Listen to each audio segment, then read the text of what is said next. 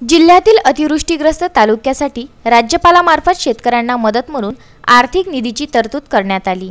हा निधी नुकताच जिल्ह्याला मिळाला, परंतु जिल्ह्यातील 14 तालुक्यांपैकी एकमेव वरुड तालुका अतिवृष्टीग्रस्तांच्या यादीतून सुटल्यामुळे तालुक्यातील हजारो शेतकऱ्यांचे आर्थिक नुकसान झाले आहे।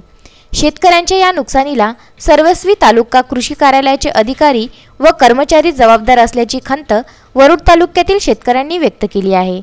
एकीकडे निसर्गाने तोंडचा घास हिरावला तर दुसरीकडे प्रशासनाच्या उदासीन धोरणामुळे नुकसानीचा आर्थिक फटका असल्याने आता दात मागावी तरी कुणाला असा प्रश्न तालुक्यातील शेतकऱ्यांना पडला आहे। यावर्षी वरुड तालुक्यात पावसाळ्यात सतत पाऊस बरसला। संततधार पावसाचा शेतकऱ्यांना चांगलाच फटका बसल्यामुळे शेतकऱ्यांच्या पिकाचे अतोनात नुकसान झाले। त्यामुळे हवालदिल झालेल्या शेतकऱ्यांना आर्थिक मदत म्हणून शासनाने अतिवृष्टीग्रस्तांसाठी आर्थिक निधीची तरतूद केली।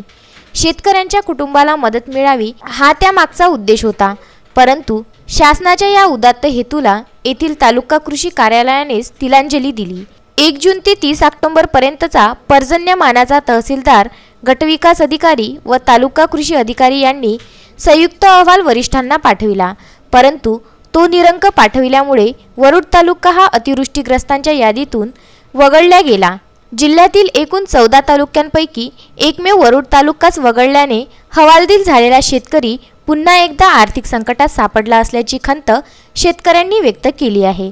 खरीपासह संत्र्यावर भिस्त असलेला वरुड तालुक्यातील शेतकरी अतिवृष्टीने हवालदिल झाला असताना अधिकारी व कर्मचारी मात्र कार्यालयात बसूनच बांधावरचा पंचनामा करीत असल्याबद्दल संताप व्यक्त करीत कर्मचाऱ्यांच्या वेतनातून शेतकऱ्यांना नुकसान भरपाई द्यावी अशी मागणी नागरिक करीत आहे।